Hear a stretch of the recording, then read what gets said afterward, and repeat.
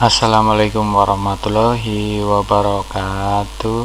Selamat pagi, selamat siang, selamat sore, selamat malam. Anak-anak kelas 9 SMP Negeri 1 Banyumas. Mungkin kalian melihat video materi ini tidak secara bersamaan ya. Oke. Di pertemuan kali ini ya kita akan membahas tentang kerajinan bahan keras. Tentu saja kalian sudah pernah mempelajarinya pada waktu di kelas 8. Pada waktu kelas 8 kita belajar tentang kerajinan bahan keras, tetapi lebih kepada limbah ya, tetapi sama saja intinya adalah bahan keras, bisa limbah maupun bahan non limbah. Ada prinsip kerajinan bahan keras, jenis dan karakteristik kerajinan bahan keras, proses produksi kerajinan bahan keras, dan kerajinan bahan keras alam, ada kerajinan bahan keras buatan. Kemudian ada bahan kerajinan maksudnya, alat produksi, produk kerajinan, proses kerajinan, kemasan, dan contoh produknya. Tentu saja pada kerajinan kita harus mengingat adanya K3, yaitu keamanan dan keselamatan kerja serta kebersihan. Nah itu. Oke, yang akan kita bahas adalah yang pertama ya di pertemuan kali ini adalah prinsip kerajinan bahan keras. Dan tentu saja agak berbeda dengan kerajinan bahan keras limbah ya pada waktu kelas 8. Prinsipnya pada kerajinan bahan keras limbah kan ada 3 prinsip, yaitu 3R. Yang kita tahu 3R itu adalah reuse, reduce, dan recycle. Kerajinan bahan keras adalah kerajinan yang dibuat dari bahan yang padat, keras, dan tidak mudah berubah bentuk ya. Oke. Saya ulang lagi, kerajinan bahan keras adalah kerajinan yang dibuat atau dibentuk dari bahan yang padat, keras, dan tidak mudah berubah bentuk. Itu pengertian dari kerajinan bahan keras. Oke, selanjutnya kita lihat ada beberapa contoh kerajinan bahan keras ya. Di sini ada kerajinan dari rotan. Ada kerajinan dari rotan. Kemudian kalau kita lihat di sini ada kerajinan dari limbah. Bisa dari limbah karena ini ada dari kaleng ya. Kita lihat kaleng yang dicat motif bunga, dan kerajinan dari plastik ya, kelihatannya dari plastik ya, mungkin bisa dari bahan lain ya. Ini adalah sebuah tas, ini juga ada tas lagi, ini ada ukiran, dan ini ada gambar burung ya. Ini gambar ini saya lihat di buku paket juga ada. Ini adalah kerajinan dari kerajinan lukis yang dilukis di atas kaca ya. Kemudian ini seni pahat, dan ini juga ada kerajinan kaca, yaitu lukis di atas kaca. Ini hampir sama dengan ini ya. Ini ada beberapa contoh kerajinan dari bahan keras. Nah, masih banyak kerajinan-kerajinan yang lain yang bisa kalian dapatkan di internet ya. Silahkan kalian searching sendiri. Nah, selanjutnya kita mulai di materi yang pertama, yaitu prinsip kerajinan bahan keras. Poin pertama yaitu prinsip yang pertama, ada keunikan bahan kerajinan ya. Jadi di prinsip kerajinan bahan keras itu ada tiga prinsip ya, ada 3 prinsip. Yang pertama ada keunikan bahan kerajinan ya. Kenapa kok kerajinan itu bisa dibilang unik ya? Karena sebuah kerajinan itu terbuat dari bahan-bahan yang unik, dari benda-benda yang unik ya. Kita tahu sendiri ada beribu-ribu kerajinan, bahkan jutaan kerajinan yang terbuat dari aneka bahan kerajinan ya. Oke, kenapa bisa disebut unik ya? Karena setiap kerajinan itu memiliki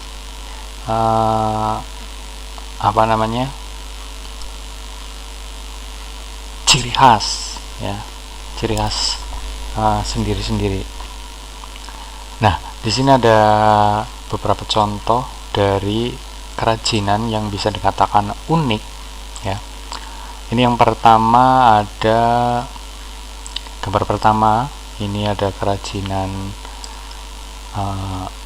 dari kayu. Ini adalah sebuah kayu dari pohon apa sih, saya nggak tahu.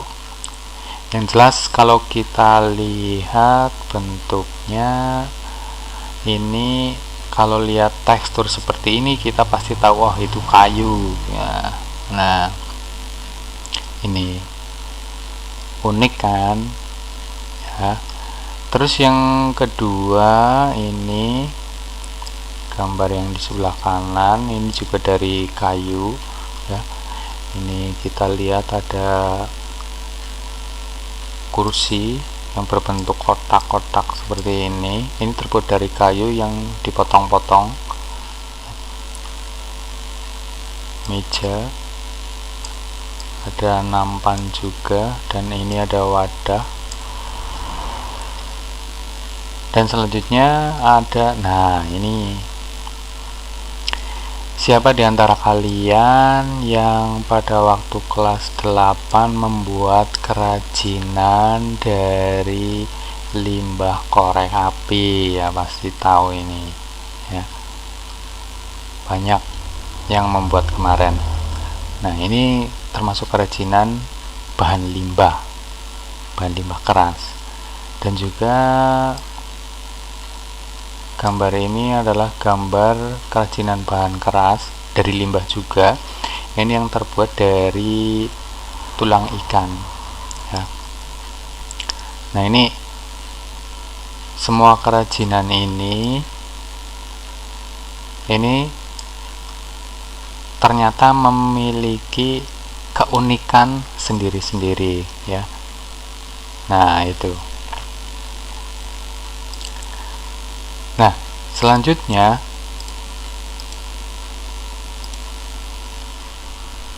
prinsip yang kedua ada keragaman muatan nilai dalam produk kerajinan ya. Jadi sebuah kerajinan itu memiliki nilai, ya, memiliki nilai. Nah, ada 4 nilai, ya. Ada 4 nilai yang akan kita bahas. Yang pertama, nilai fungsional produk, ya. Yang kedua ada nilai informatif, yang ketiga ada nilai simbolik, yang keempat nilai prestis, nah, dalam kurung wibawa, ya.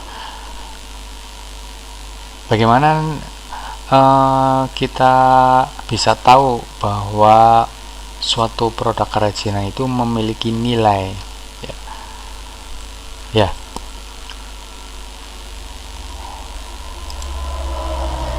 Pasti kalian pernah melihat kerajinan, ya, melihat kerajinan dan memiliki fungsi. Pada kelas 8 kita pernah mempelajari tentang fungsi kerajinan, ya. Ada fungsi penghias dan fungsi benda pakai, itu pada waktu kelas 8. Ya, ini memiliki nilai fungsional, ya. Ini masih ada hubungannya dengan fungsional. Jadi ini ada fungsi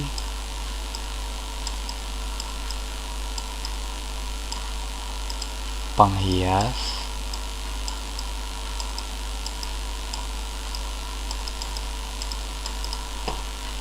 dan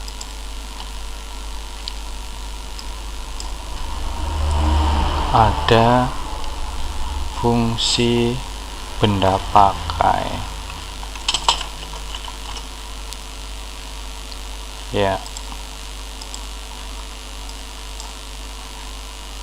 Itu.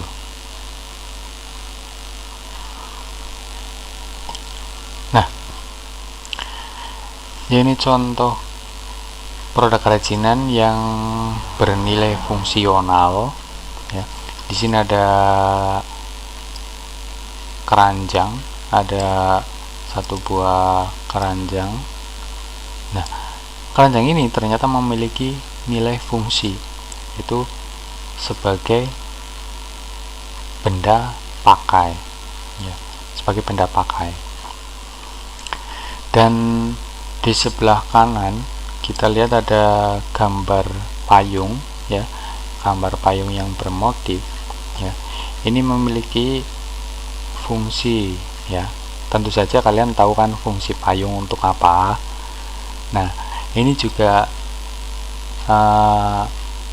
karena payung ini memiliki motif, ya, ini juga bisa dipakai sebagai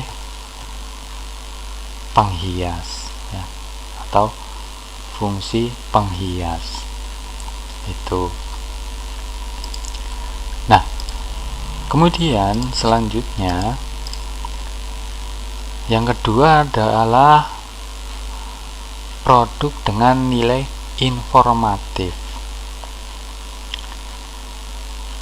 Ada contoh gambar yang di sebelah kiri, ada pin yang berlogo klub sepak bola internasional. Nah, ada Barcelona, Inter Milan, Chelsea, Madrid, AC Milan, Liverpool, Arsenal, dan MU. Anak laki-laki pasti tahu semua klub ini nih, kalau yang pecinta bola, ya. Nah, kenapa bisa dikatakan produk dengan nilai informatif, ya? Karena kerajinan ini, ya, semua kerajinan ini memiliki nilai informasi, informasinya apa? Nah, informasinya adalah sebuah logo, ya. Nah, logo. Jadi logo ini adalah sebuah informasi di mana logo ini mempunyai atau kepunyaan dari satu tim sepak bola, yaitu Barcelona, ya. Jadi kita tahu, oh itu ikon Barcelona, logo Barcelona, ya. Oh, ini ada logo Real Madrid.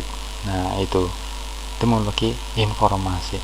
Yang kedua, gambar yang sebelah kanan ini ada kerajinan dari bambu, ya. Bisa kita lihat nih, sangat unik sekali, ya. Ada bambu yang disusun sedemikian rupa seperti air mancur. Ini ada airnya, dan yang paling unik lagi adalah ada jamnya, ya. Nah, kenapa ini disebut nilai informatif? Karena kerajinan ini mempunyai nilai informasi, yaitu menunjukkan waktu, ya. Nah, ini karena di sini ada jamnya, ya, menunjukkan waktu. Nah, kalian bisa mencari gambar lagi di internet, ya, yang menunjukkan informasi, ya, kerajinan yang menunjukkan informasi. Kemudian yang ketiga adalah produk dengan nilai simbolik. Nah, nilai simbolik, ya. Ini contoh gambar yang di sebelah kanan ada gambar tokoh pewayangan, ya. Di dalam buku paket ada, ya, simbol dari cerita wayang ini, ya. Kalau di dalam buku paket itu diceritakan yaitu kisah Mahabharata, cerita Mahabharata, ya. Kemudian ada patung, ya, yang kita lihat ada burung, di atasnya ada seseorang, ya. Nah, mungkin yang sudah tahu ini adalah ikon dari kota Bali, ya. Namanya adalah Garuda Wisnu Kencana, ya. Itu produk dengan nilai simbolik. Berikutnya ada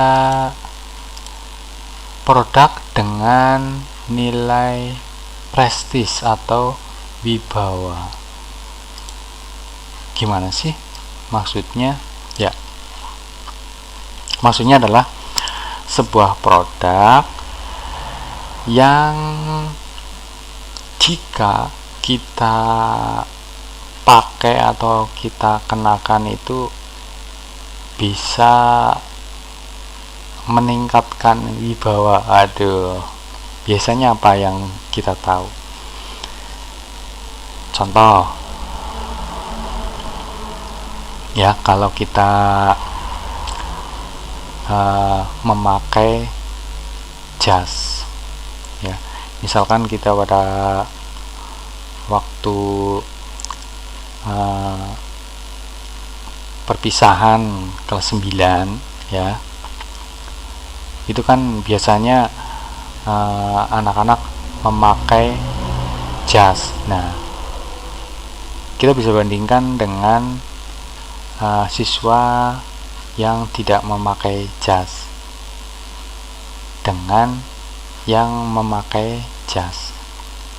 Nah, itu bisa dilihat lebih berwibawa yang mana ya, pasti yang memakai jas.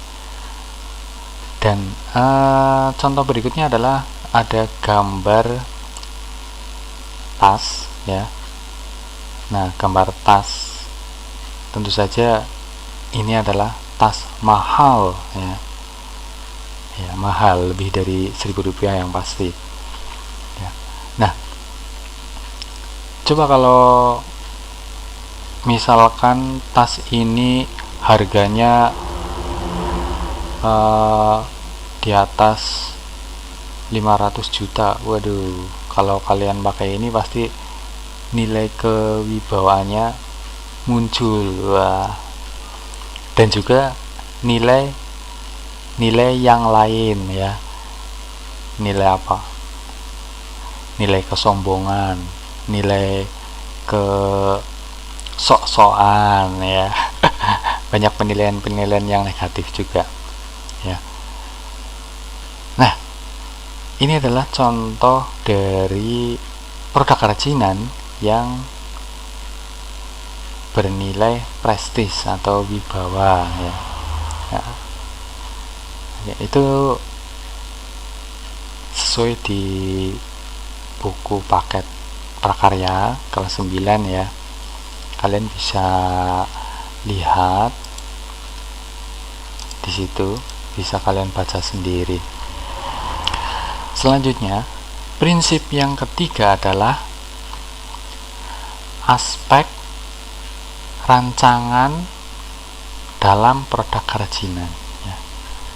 Jadi aspek rancangan itu sangat penting ya.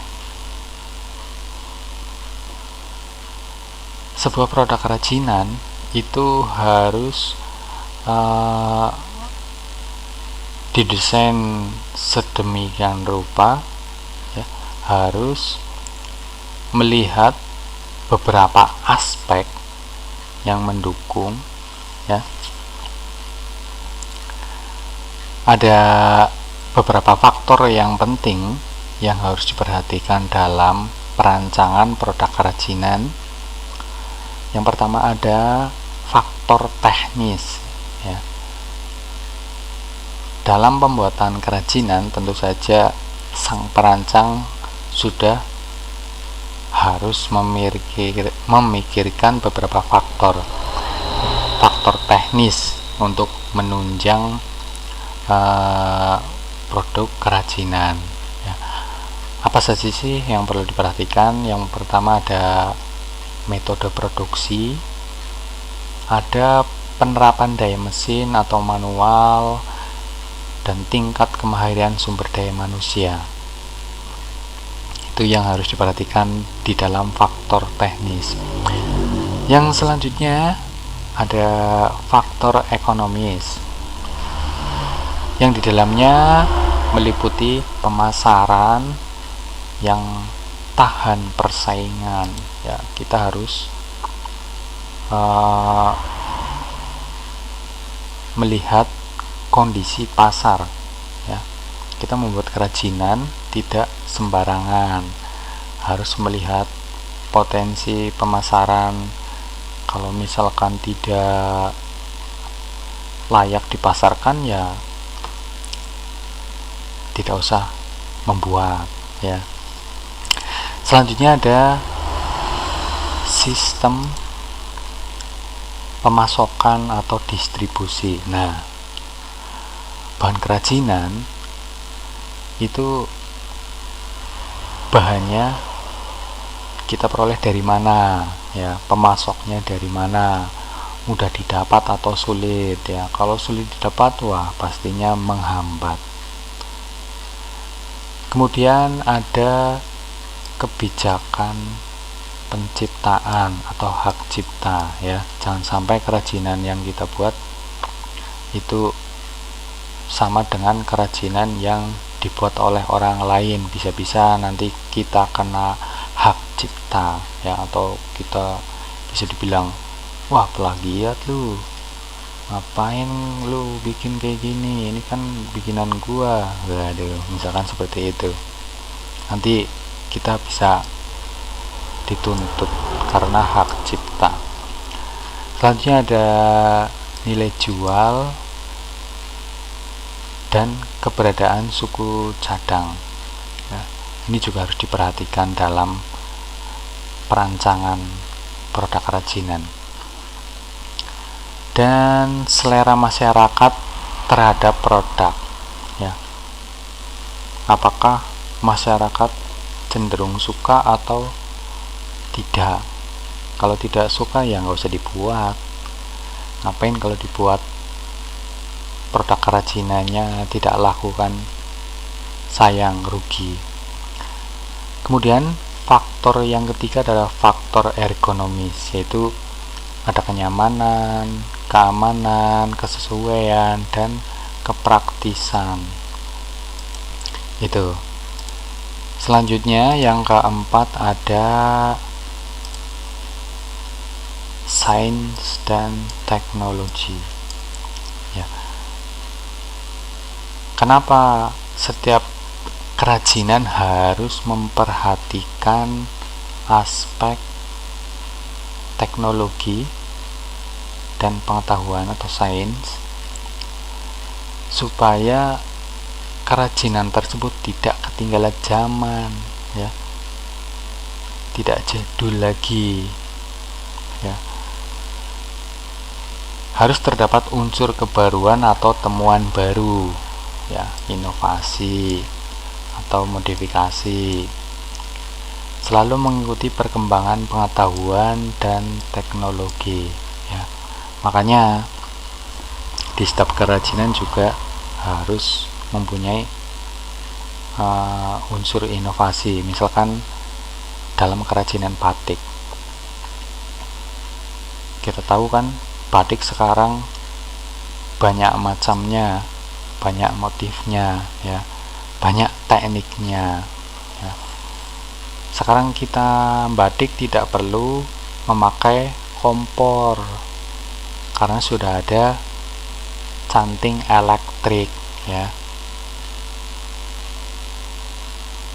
Nah, dan juga teknik-teknik batik ya, kita kan sekarang sudah zaman modern lagi, jadi banyak teknik yang dipakai dalam kerajinan batik. Misalkan teknik shibori ya, teknik batik shibori, teknik celup ikat yang pernah kalian pelajari pada waktu kelas berapa ya, 7 kalau nggak salah ya, dan teknik-teknik yang lain. Selanjutnya yang kelima ada faktor estetika atau sering kita sebut dengan keindahan ya. Nah, harus menampilkan bentuk keindahan. Oh jelas, kalau kerajinan kita harus memperhatikan keindahan, harus memiliki daya pikat ya, harus ada keserasian, detailing yang rinci ya. Terus bentuknya atau rupa dan pewarnaannya itu harus diperhatikan. Kesan atau guguhan yang ditampilkan. Jadi kerajinan itu harus memberikan kesan yang mendalam bagi seorang yang ingin membelinya. Yang keenam terakhir adalah faktor kondisi lingkungan ya. Nah ini seorang perancang kerajinan harus melihat nilai budaya dalam membuat kerajinan, dan juga kondisi lingkungan atau wilayah setempat. Nah, itu beberapa faktor yang mempengaruhi aspek rancangan dalam pembuatan produk kerajinan, ya. Mudah-mudahan kalian bisa mengikuti materi ini, dan untuk pertemuan kali ini kita sampai di sini dulu. Oke, sekian, terima kasih, sampai jumpa di pertemuan yang akan datang. Tetap semangat, tetap selalu jaga kesehatan, jaga kebersihan, dan semoga sehat selalu.